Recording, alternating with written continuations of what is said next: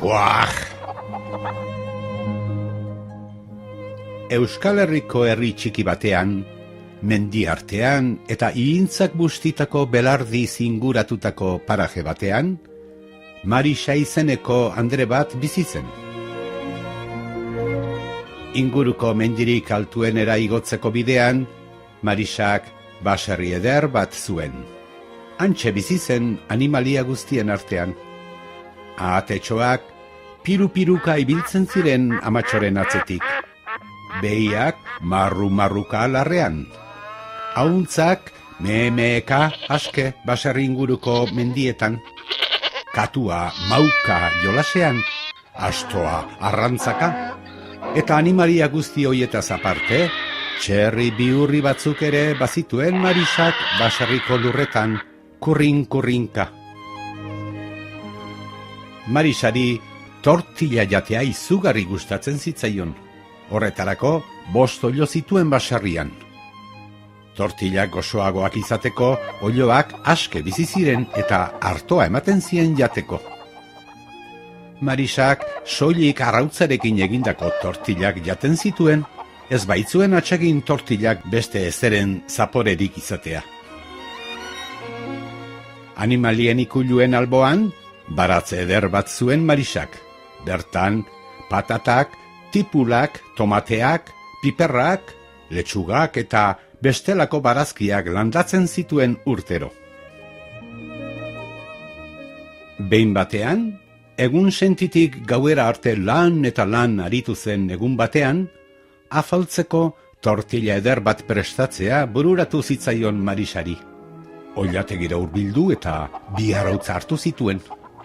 Platerean bota, ondo irabiatu, gatz pikin bat gehitu, sartaginean jarri eta jateko prest. Lehenengo zatia ahora sartu zuenean, Puah! Baina, txorizo zaporea du honek. Esan zuen Marisak.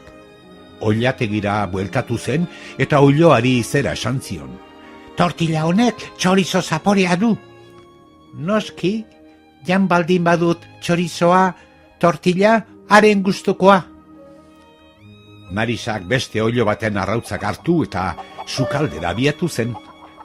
Platerean bota, ondo irabiatu, gatzpikin bat gehitu, sartaginean jarri eta jateko prest. Zatitxo bat dastatu zuenean, Puah! Baina tortilla honek tipula zaporea du. Esan zuen Marisak. Noski, jan baldin badut tipula ugari, arrautzak ere zapore hori. Beste 2 arrautzaren bila joan zen Marisa. Platerean bota, ondo irabiatu, gatzpikin bat gehitu, sartaginean jarri eta jateko prest. Berriro ere zatitxo bat ahora sartu eta beste zerbaiten zaporean aberitu zuen. Buah, baina tortilla honek gazta zaporea du. Esan zuen Marisak. Noski, jan baldin badut gaztapila, haren zaporeko tortilla.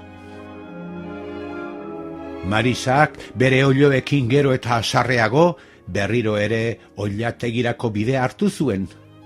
4. oiloari beste 2 arrautza hartu eta sukaldera bueltatu zen.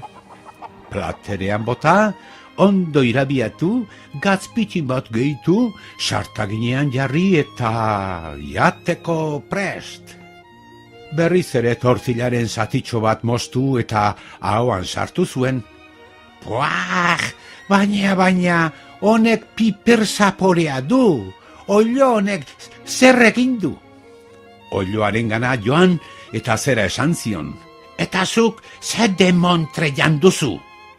Banik jandut piper berdea eta noski arrautzak haren zaporea. Asarre batean oilategira joan, azken 2 arrautzak hartu eta sukaldera joan zen Marisa. Platerean bota, ondo irabiatu, gatzpikin bat gehitu, sartaginean jarri eta probatu zuenean,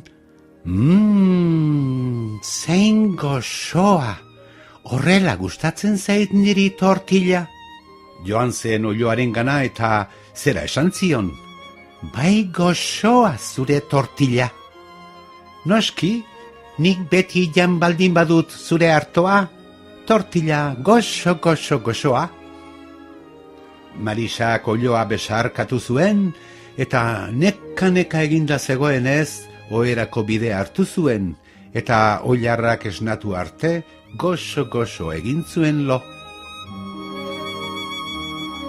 Eta kukurruku, ipuina bukatu zaigu.